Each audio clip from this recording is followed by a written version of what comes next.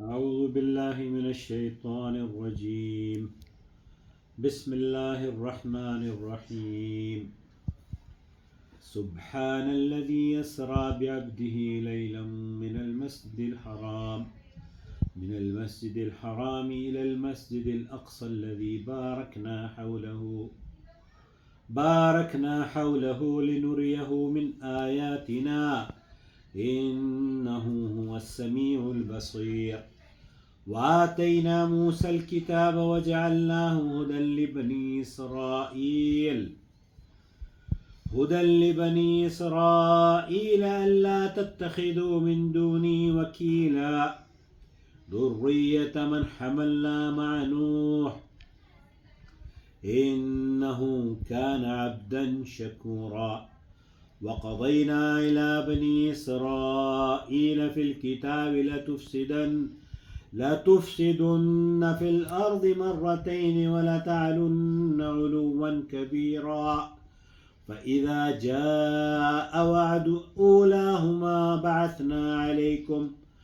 بعثنا عليكم عبادا لنا أولي بأس شديد فجاسوا خلال الديار وكان وعدا مفعولا.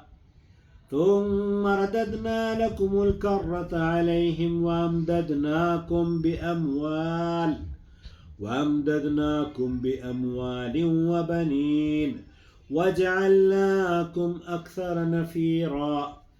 إن أحسنتم لأنفسكم وإن أسأتم فلها. فإذا جاء وعد الآخرة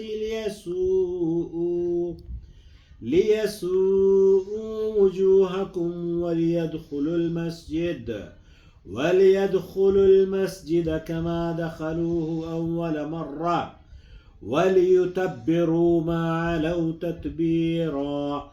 عسى ربكم أن يرحمكم وإن عدتم عدنا وجعلنا جهنم للكافرين حصيرا. إن هذا القرآن يهدي للتي هي أقوم ويبشر المؤمنين الذين يعملون الصالحات أن لهم أجرا كبيرا. بس